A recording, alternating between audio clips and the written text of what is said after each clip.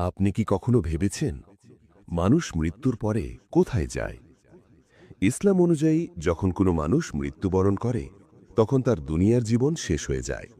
সে প্রবেশ করে এক রহস্যময় জগতে যার নাম বারজাখ। এই জগতে মানুষ কিয়ামত পর্যন্ত অবস্থান করে।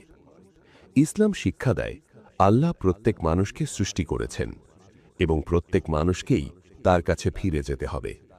হিন্দু বা মুসলিম, মানুষ যে ধর্মেরই হোক না কেন, মৃত্যুর পরে সবাইকে নিজের কাজের হিসাব দিতে হবে। সনাতন ধর্মাবলম্বী মানুষ জীবিত অবস্থায় বিভিন্ন উপাসনা বা পূজা করে থাকে, কিন্তু ইসলাম বলে মৃত্যুর পরে নতুন করে কোনো আমল করার সুযোগ থাকে না। তখন শুধু দুনিয়ার জীবনে করা কাজের ফলই মানুষ পায়। কখনো কখনো দেখা যায় কেউ দুর্ঘটনায় বা আগুনে পুড়ে মারা যায়। ইসলাম শিক্ষা দেয় মৃত্যুর ধরন নয়, বরং মানুষের ঈমান এবং আমলই তার প্রকৃত পরিণতি নির্ধারণ করে।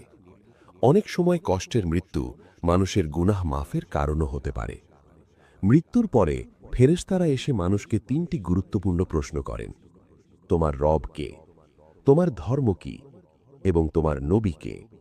যারা সঠিক উত্তর দিতে পারে তারা শান্তি লাভ করে, আর যারা ব্যর্থ হয় তারা কঠিন অবস্থার সম্মুখীন হয়। ইসলাম আমাদের শিক্ষা দেয় এই দুনিয়া একটি পরীক্ষা। মৃত্যুর পরে আর কিছু করার সুযোগ থাকবে না। তাই জীবিত অবস্থায় ভালো কাজ করা এবং আল্লাহকে স্মরণ করা সবচেয়ে গুরুত্বপূর্ণ, কারণ শেষ পর্যন্ত মানুষ তার কাজের ফল নিয়েই পরকালের যাত্রা শুরু করবে। ভিডিওটি ভালো লাগলে লাইক দিন। ডিন টিউব চ্যানেলটি সাবস্ক্রাইব করে পাশে থাকুন। ইনশাআল্লাহ দিনের আলো ছড়িয়ে দিই একসাথে।